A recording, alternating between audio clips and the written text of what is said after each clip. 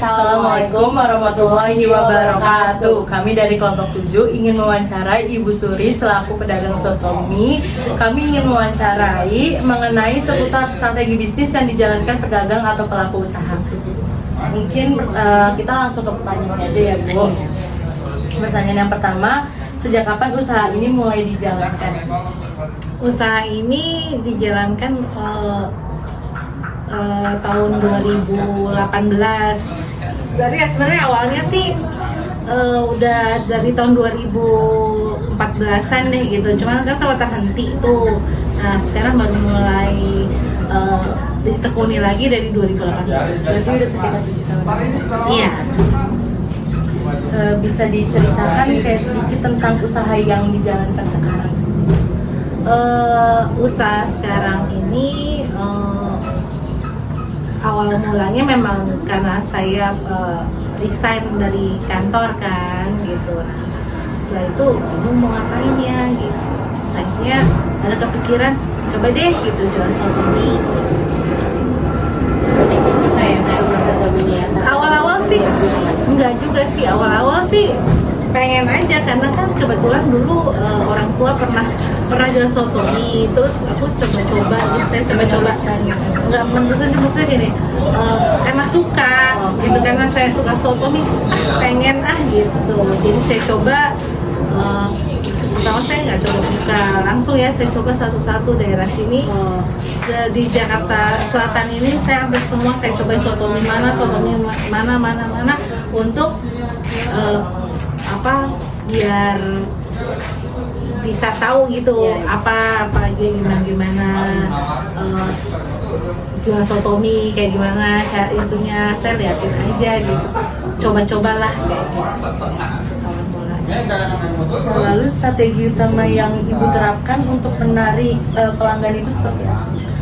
Makanya dari soto mie itu sendiri dari cita rasanya. Jadi saya sebelum saya jualan soto mie ada rencana, saya setiap ada tukang soto mie saya coba dari manapun itu, entah itu di pinggir jalan, apa di kedai-kedai memang untuk soto mie khusus gitu. Saya coba satu, saya compare dari resep ibu saya sama yang lain-lain. Kebetulan kan saya compare nih rasanya kayak gimana ya gitu. Nah setelah itu saya coba hal yang berbeda tapi tetap sama gitu, soto mie tapi dengan cita rasa yang menurut saya lebih baik gitu, biar bisa menarik. Jadi kebetulan pas saya coba dengan resep soto mie saya, ternyata orang-orang itu baik yang suka kan, baik yang cocok karena beda sama yang lain. Terus bagaimana Ibu menentukan harga produk atau jasa yang Ibu tawarkan?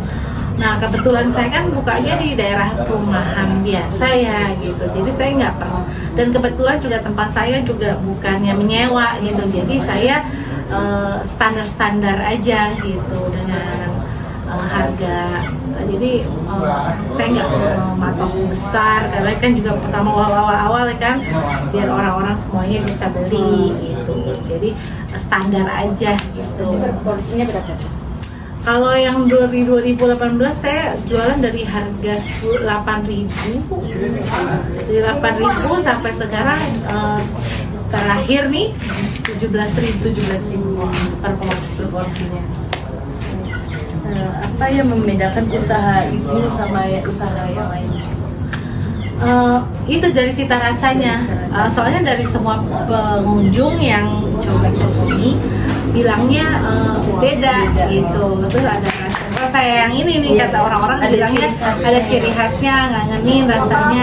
Udah coba kemana-mana, walaupun soto mie Bogor itu di Bogornya tetap katanya lebih cocoknya di sini gitu. Hampir semua yang pernah coba itu bilangnya seperti itu.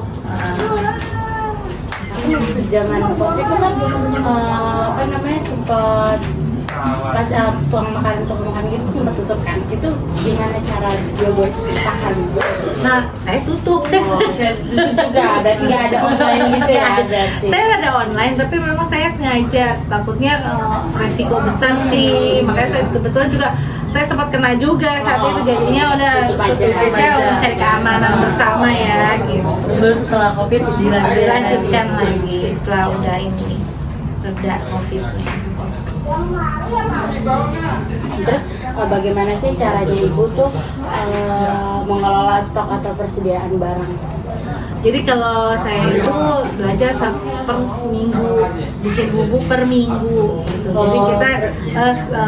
Jadi kita stok. Jadi seandainya misalnya udah habis, waktunya masih ada, kita bisa ready stock lagi gitu. Jadi per minggu. Kebetulan kan saya kalau misalnya Sabtu Minggu itu libur, karena kan di sini banyaknya orang yang sekolah gitu kan. Jadi biasanya kalau hari tanggal merah tuh libur gitu, bukannya itu ya. Berarti cuma Senin sampai Jumat, terus kalau Tanggal merah libur juga. Terus bagaimana sih proses pengambilan keputusan dalam usaha soto ini?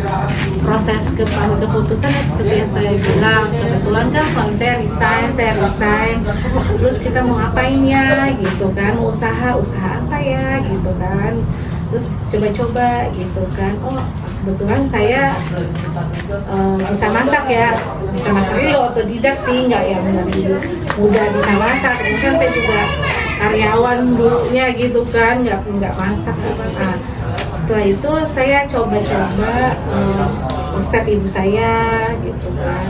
Terus ternyata begini, terus saya coba lagi kebetulan kan saya suka kuliner ya, saya coba gitu. Terus memutuskan apa nih, udah coba soto yang jarang ada yang pesaingnya gitu kan. Biasanya kan kalau misalnya nasi uduk banyak, kalau bakso banyak, soto mie kalau menurut saya di daerah sini jarang gitu loh. Jadi strategi saya cari yang jarang orang jual gitu, biar masa biar ada khasnya tersendiri. Soto mie. Terus kan kalau misalkan usaha tuh pasti kan ada jatuh bangunnya itu ya Bu ya. Nah gimana cara ibu buat bertahan untuk sampai ada di sini? Jadi gini, jatuh bangun kebetulan saya bertahan itu kebetulan memang kan saya nggak nyewa ruko, nggak nyewa tempat gitu kan. Dan saya juga ya kayak apa ya, mengalir begitu aja gitu. Saya nggak pernah menargetkan. Saya memang setiap ini misalnya target minimal itu 30 mangkok misalkan gitu ya. Gitu. Misal 30 mangkok dalam sehari dari jam 9 pagi sampai jam 4 sore gitu kan. Tapi seringnya sih di atas jam 3 udah habis kayak gitu-gitu. Tapi saya sebegitu aja karena kan kita jualnya di perumahan gitu loh. Dan memang sih kayak kita bilang kayak hidden game ya tempatnya ya gitu. Maksudnya nggak semua orang tahu biasanya seperti itu gitu. Jadi saya nggak terlalu yang targetnya harus bayar, nggak. Yang penting lancar-lancar aja gitu. Yang penting sehari habis, misalnya targetnya minimal 30 mangkok habis gitu, saya udah nggak masalah gitu. Nanti terus ada nggak sih kepikiran buat buka cabang di tempat lain? Saat ini sih belum ya, atau nantinya ya. Untuk saat ini kayaknya belum. Kepikiran sih ada, tapi kayaknya belum terbersit ya, karena gimana ya, saya tuh kalau misalnya nyaji kan saya yang ngeracik sendiri. Kalau misalnya di tangan orang lain takutnya beda. Walaupun belum begitu yakin deh. Nanti kalau suatu saat saya udah nemu orang yang bisa, saya percaya, saya yakin baru bukan cabang. Nah, gimana nih harapan ibu buat usaha di masa depan nanti buat orang-orang yang mau mulai buka usaha? Ya kalau misalnya mau mulai usaha ya yakin dulu aja deh gitu. Maksudnya pede aja dulu gitu. Nanti soal kadang-kadang kan itu suatu keberuntungan aja ya. Kalau kayak maksudnya nanti kita ikhtiar dulu, nanti keberuntungan juga ngikutin gitu aja. Rugi belakangan deh. Yang penting kita jualan apa yang kita suka. Kalau saya ya pribadi ya, karena kalau misalnya kita jualan sesuatu yang kita nggak suka tuh kan berat kan. Cuma kita yang suka, kita seneng, maksudnya kita suka nih makan ini, makanya saya Jadi suka enak soto, jualannya jadi dia ya. jualannya lebih kayaknya enjoy aja gitu. Mungkin ini aja Bu pertanyaan dari kita. Terima kasih banyak udah mau meluangkan waktunya buat kita. Kurang lebihnya mohon maaf. Assalamualaikum warahmatullahi wabarakatuh.